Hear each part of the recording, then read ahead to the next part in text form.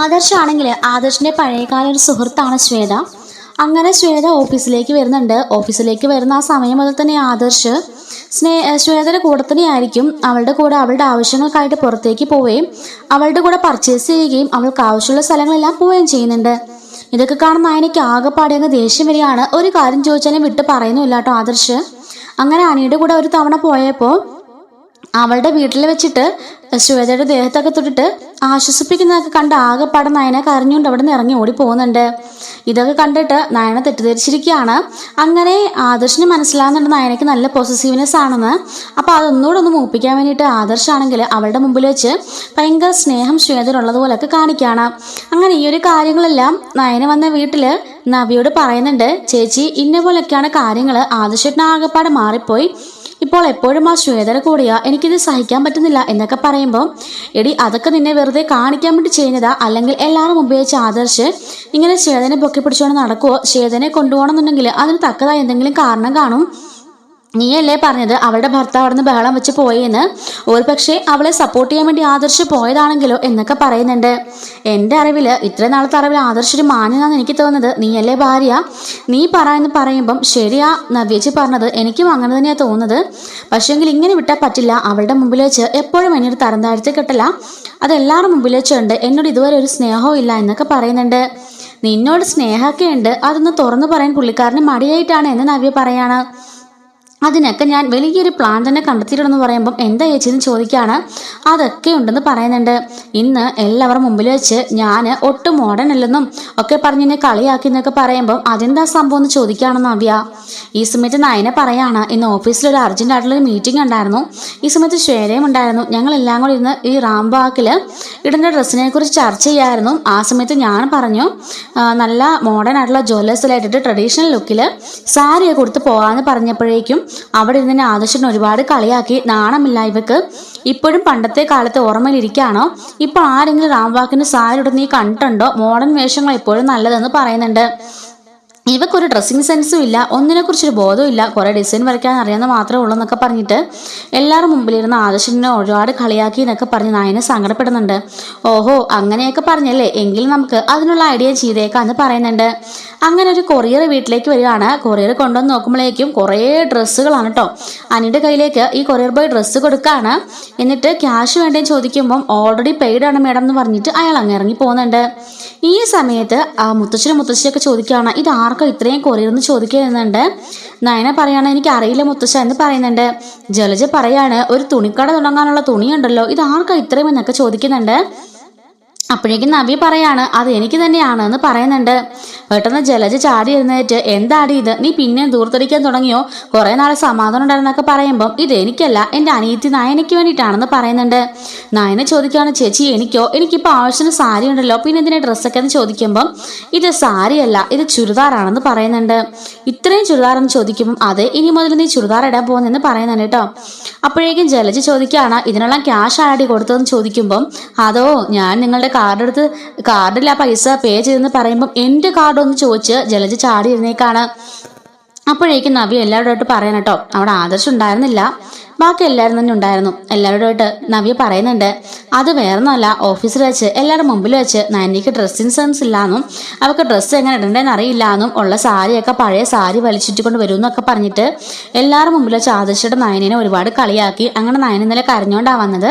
അത് കണ്ടിട്ട് അച്ഛാ ഞാനിങ്ങനെ ചെയ്തേന്ന് ജയനോട് നവ്യ പറയുന്നുണ്ട്. ജയൻ പറയാണ്, അതിനാണെങ്കിൽ എൻ്റെ പൊന്നു മോളെ ക്യാഷ് എന്നോട് ചോദിച്ചാൽ പോരായിരുന്നു, ഞാൻ തരില്ലായിരുന്നു ചോദിക്കുമ്പോൾ ഇവിടെ ആരുടെ കാശാണല്ലോ, നമ്മുടെ എല്ലാം ഒരുപോലെയല്ലേ ഉള്ളൂ എന്നും പറഞ്ഞിട്ട് ഇത് നവ്യ പറയാണ് അനിയോട്, എടാ നീ ഇതൊന്നും എടുത്തോണ്ട് വരുമെന്ന് ചോദിക്കുമ്പം അതിനെന്താ ഏട്ടത്തിന്നും പറഞ്ഞിട്ട് ആ ഡ്രസ്സുകളെല്ലാം എടുത്തോണ്ട് പോകുന്നുണ്ട്. അങ്ങനെ ഇനി കണ്ടോ നയനയ്ക്കുണ്ടാകുന്ന മാറ്റം കണ്ടിട്ട് ആദർശ് ഒരു അതിശയിച്ച് പോകുന്നൊക്കെ പറയുന്നുണ്ട് കേട്ടോ. ഈ സമയത്തൊക്കെ നമ്മുടെ ദേവയാനിക്ക് കുറച്ചൊക്കെ നയനെ ഇഷ്ടമാണല്ലോ, അതുകൊണ്ട് തന്നെ അതിനെക്കുറിച്ച് ദേവയാനൊന്നും പറയുന്നില്ല. അങ്ങനെ മുറിയിലേക്ക് കൊണ്ടുപോയതിനു ശേഷം നയന ഈ ഡ്രസ്സൊക്കെ നീ ഇടണം, ഇനി മുതൽ ഇതായിരിക്കണം നിന്റെ വേഷം ഓഫീസിലേക്ക് പോകുമ്പോൾ എന്ന് പറയുന്നുണ്ട്. അങ്ങനെ നയന ആദ്യ ദിവസം തന്നെ ഒരു സ്കൈ ബ്ലൂ കളറിലെ ഡ്രസ്സൊക്കെ ഇടുന്നുണ്ട്. അങ്ങനെ അവൾ ഓഫീസിലേക്ക് ചെന്ന് ഇറങ്ങുമ്പം നയനത്തിന് ഇങ്ങനെ നോക്കി നിൽക്കുകയാണ് കേട്ടോ ആദർശ്. എന്താ വായും പൊളിച്ച് നോക്കി നിൽക്കുന്നേ എന്ന് ചോദിക്കുകയാണ്. നയന ഒന്നുമില്ല, ഞാൻ എൻ്റെ ഒരു ക്ലയൻറ്റിനെ നോക്കി നിന്നാന്നൊക്കെ പറഞ്ഞ് അവൻ തടിതപ്പുന്നുണ്ട്. അപ്പോൾ ആദർശ് ആളേക്കാണ്, ഇന്നലെ ഞാൻ പറഞ്ഞതുള്ള ഡ്രസ്സിങ് സെൻസ് ഇല്ലാന്ന്, അതിനു മുമ്പേ ഇത്രയും കിടക്കാച്ചയായിട്ട് വന്നല്ലോ എന്നൊക്കെ അവൻ ഇങ്ങനെ ആലോചിച്ചുകൊണ്ട് നിൽക്കുകയാണ്. പിന്നീട് കാണിക്കുന്നത് നമ്മുടെ നവ്യ പറയാണ്, നിനക്ക് വലിയൊരു ഷോക്ക് വരാൻ പോകുന്നേ ഉള്ളൂ, അതുടൻ തന്നെ ഇവിടെ എത്തുമെന്ന് പറയുമ്പം എന്താ ചേച്ചി കാര്യം പറയാന്ന് പറയുന്നുണ്ട്, അതൊക്കെ വരുന്നുണ്ടെന്ന് പറയാൻ കേട്ടോ. അങ്ങനെ ആദ്യം ഒരു കൊറിയർ ബോയ് വന്നിട്ട് ഒരു ബൊക്ക കൊണ്ടുവരുന്നുണ്ട്. ആ ബൊക്ക ഫസ്റ്റ് കൊടുക്കുന്നത് മുത്തശ്ശനും മുത്തശ്ശിക്കാണ്. അവർക്ക് ഒരുപാട് ആശംസകളൊക്കെ നേർന്നുകൊണ്ടുള്ള ബൊക്കയായിരുന്നു. പിന്നീട് ദേവയാനിക്ക്, പിന്നീട് അനിക്ക്, അതിനുശേഷം നവിക്ക്, ഇങ്ങനെ ഓരോരോ ബൊക്ക ഓരോരുത്തരുടെ പേരിൽ വരുന്നുണ്ട്. അപ്പൊ അവർക്കൊക്കെ ഇഷ്ടം എന്താണോ അവരുടെ മനസ്സറിഞ്ഞുകൊണ്ടുള്ള ഓരോ ബൊക്കകളാണ്. അപ്പൊ അത് ചോദിക്കാണ്, ഇതാരാ ഈ രാവിലത്തെ സമയത്ത് ഇങ്ങനെ ബൊക്കകളൊക്കെ അയക്കുന്നതൊക്കെ ചോദിക്കുമ്പം അറിയില്ലല്ലോ ഇത് ആരായിരിക്കും എന്നൊക്കെ ചോദിക്കാണ്. ഈ സമയത്താണ് പുറത്തൊരു കാർ വന്നിരിക്കുന്ന സൗണ്ട് കേൾക്കുന്നത്. അങ്ങനെ കാറിൽ നിന്നിറങ്ങുന്ന ഒരു പയ്യനെ നമ്മളെ കാണിക്കാണ്. ഇവനെ കണ്ട പാടെ കൃഷി വന്നു എന്ന് പറഞ്ഞിട്ട് നവ്യ നയനങ്ങടെ ഓടിച്ചെന്നിട്ട് അവനെ ഒരുപോലെ കെട്ടിപ്പിടിക്കുന്നുണ്ട്. എടാ കൃഷി നീ ആയിരുന്നോ, ഞങ്ങൾ അവിടുത്തെ ഇതാരാണെന്ന് നിന്റെ പരിപാടിയാണെന്നല്ലേ ഈ ബൊക്കയൊക്കെ എന്ന് പറയുമ്പം പിന്നല്ലാതെ എങ്ങനെയുണ്ട് എൻ്റെ ഞെട്ടിക്കൽ എല്ലാവരും എന്ന് ചോദിക്കുമ്പം അടിപൊളിയെന്ന് പറഞ്ഞിട്ട് നീ കയറി വാന്ന് പറഞ്ഞിട്ട് നവ്യ നയനയും കൂടി അവനെയും കൂട്ടി അകത്തേക്ക് വരുന്നുണ്ട്. അപ്പോൾ ആദർശ് ആലോചിക്കുന്നുണ്ട്, ഇതാരാ പുതിയൊരു അവതാരം, ഇതുവരെ ഇവനെ കുറിച്ച് കേട്ടുകൂടിയില്ലല്ലോ എന്നൊക്കെ ഓർക്കാണ്. അവൻ അങ്ങോട്ടേക്ക് കയറി വന്നിട്ട് നവ്യ നയനയും ഇവന് രണ്ടുപേരും പിടിച്ചുകൊണ്ട് നിൽക്കാണ് കേട്ടോ. എന്നിട്ട് മുത്തശ്ശനോടൊക്കെ പറയാണ്, മുത്തശ്ശി ദാ ഇത് ഞങ്ങളുടെ കസിനാ, കൃഷ്ണ എന്നാ പേര്, ഇവൻ മലേഷ്യയിലാ, ഇവനൊരു ഫിസിയോതെറാപ്പിസ്റ്റ് ആണെന്നൊക്കെ പറയുന്നുണ്ട്.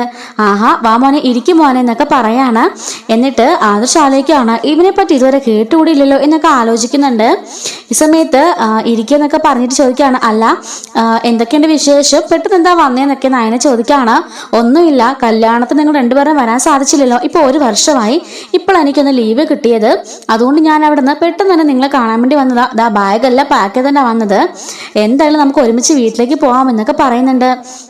ഈ സമയത്ത് ആദർശ് ഓർക്കാണ്, സമാധാനമായി ഇവൻ ഇവിടുന്ന് പോവാണല്ലോ, ഇനി നയനെ കൂട്ടിക്കൊണ്ട് പോവാണെന്ന് പറയുന്നു, ഇനി ഇവരെയും കൊണ്ട് പോവോ എന്നൊക്കെ ആലോചിച്ച് മനസ്സിൽ തന്നെ ആലോചിച്ചുകൊണ്ടിരിക്കുകയാണ്. പയ്യനെ കാണാൻ നല്ല സ്മാർട്ടും ആണല്ലോ ഈശ്വര എന്നൊക്കെ ഇങ്ങനെ ആലോചിച്ചുകൊണ്ട് നിൽക്കുന്നുണ്ട്. ഈ സമയത്ത് അവനെ തന്നെ നോക്കി നയനെ ചിരിച്ചുകൊണ്ട് നിൽക്കുന്ന പോലെ അഭിനയിക്കുകയാണ്. ഇവളെന്തിനാ ഒരു ആവശ്യമില്ലാതെ അവനെ നോക്കി ചിരിച്ചുകൊണ്ടിരിക്കുന്നേ എന്നൊക്കെ മനസ്സിൽ ആദർശ് ആലോചിക്കുകയാണ്. ഈ ഒരു സമയത്ത് മുത്തശ്ശിയുടെ അടുത്തേക്ക് പോയി എന്നിട്ട് പറയാണ്, എന്ത് പറ്റി മുത്തശ്ശി, മുഖമൊക്കെ നല്ല ക്ഷീണമാണല്ലോ എന്ന് പറയുമ്പം കൈക്കും കാലിനും നല്ല വേദനയാ മോനെ എന്ന് പറയുമ്പം, ആഹാ അതാണ് പ്രശ്നം, ഞാനൊരു ഫിസിയോതെറാപ്പിസ്റ്റ് അല്ലേ, എന്നോടത് പറഞ്ഞാൽ പോരെ, നമ്മുടെ ശരീരത്തിൽ ഒരുപാട് അസുഖങ്ങളുണ്ടെങ്കിലും അതിന് ഓരോരോ ഞരമ്പുകൾ കൊണ്ട് നമുക്കത് സുഖപ്രദമാക്കാൻ സാധിക്കും എന്നൊക്കെ പറഞ്ഞിട്ട് അവനെ കൈയൊക്കെ പിടിച്ച് അങ്ങോട്ടും ഇങ്ങോട്ടൊക്കെ ശരിയാക്കുമ്പോഴേക്കും ആ കൈയുടെ വേദന ശരിയാവുന്നുണ്ട്. ഇതെന്താ ഇപ്പൊ സംഭവിച്ച്, കൈയുടെ വേദന പോയല്ലോ, ശരിക്കും നല്ല മാറ്റം ഉണ്ടെന്നൊക്കെ പറഞ്ഞ് മുത്തശ്ശി സന്തോഷിക്കുമ്പോഴേക്കും ജലജ ചോദിക്കുകയാണ്, അതങ്ങനെ ഇത്ര പെട്ടെന്ന് മാറുന്നെന്ന് ചോദിക്കുന്നുണ്ട്. മുത്തശ്ശി പറയാണ്, നിനക്കറിയില്ല എനിക്ക് കൈക്ക് എന്ത് വേദനയായിരുന്നു, ഇപ്പൊ നല്ല സുഖമുണ്ട്, നീ നോക്കിയൊരു മാജിക്ക് പോലെ എത്ര പെട്ടെന്ന് മാറിയെന്ന് നോക്കിയെന്നൊക്കെ പറയുന്നുണ്ട്. മുത്തശ്ശി ഇതുപോലെ 3 ദിവസം തുടർച്ചയായിട്ട് ചെയ്താൽ മതി, മുത്തശ്ശിയുടെ കൈക്ക് വേണമെന്നല്ല എല്ലാ പ്രശ്നങ്ങളും പമ്പ കിടക്കുമെന്നൊക്കെ പറയുന്നുണ്ട്. എന്തായാലും ഞാൻ പോവുക, ഞാൻ ഇവരെ കാണാനും നിങ്ങളെല്ലാവരും കാണാൻ വേണ്ടി കയറിയതാ, ഇനി ഞാൻ എന്തായാലും ഞാൻ വീട്ടിലേക്ക് പോവാം, പിന്നാലെ ഇവരെയും കൂടെ വിട്ടേക്കണം എന്ന് പറയുന്നുണ്ട്. അപ്പോഴേക്കും ദേവേനെ ചോദിക്കുകയാണ്, അല്ല 3 ദിവസം ട്രീറ്റ്മെന്റ് ചെയ്താൽ മാറുന്നുണ്ടെങ്കിൽ ഇവിടെ തന്നെ നിന്നൂടെ എന്ന് ചോദിക്കുമ്പോഴേക്കും, അയ്യോ അത് ശരിയാവില്ല എന്ന് കൃഷി പറയാണ്. ആദർശം പറയുന്നുണ്ട്, അതെ നമുക്ക് മുത്തശ്ശി അവിടെ കൊണ്ട് ചികിത്സിപ്പിക്കാം എന്നൊക്കെ പറയുമ്പോഴേക്കും ദേവേനി പറയാണ്, അയ്യോ അങ്ങനെ വിചാരിക്കല്ലേ പ്ലീസ്, അമ്മയുടെ അസുഖം മാറുവാണെങ്കിൽ അതല്ലേ നല്ലത് എന്ന് ദേവേനി ചോദിക്കുമ്പോഴേക്കും കൃഷി പറയാണ്, എന്തായാലും അമ്മ പറഞ്ഞതല്ലേ, ശരി ഞാനിവിടെ നിന്നോളാം എന്നൊക്കെ പറയുന്നുണ്ട്. ആദർശം മനസ്സിൽ ഇവനോട് നിൽക്കാൻ പോവാണോ എന്നൊക്കെ മനസ്സിനകത്ത് അപ്പോൾ തന്നെ അവന് ചെറിയൊരു പൊസസീവ്നെസ് ഒക്കെ സ്റ്റാർട്ട് ചെയ്തിട്ടുണ്ട് കേട്ടോ. അപ്പൊ ഇതിനടുത്ത പാട്ടൊക്കെ നല്ല രസമാണ് കാണാനായിട്ട്. അപ്പോൾ നമ്മൾ ഉടൻ തന്നെ അപ്ലോഡ് ചെയ്യുന്നതായിരിക്കും, മിസ് ആവാതിരിക്കാൻ ചാനലിന് സബ്സ്ക്രൈബ് സപ്പോർട്ട് ചെയ്യണേ. Thanks for watching.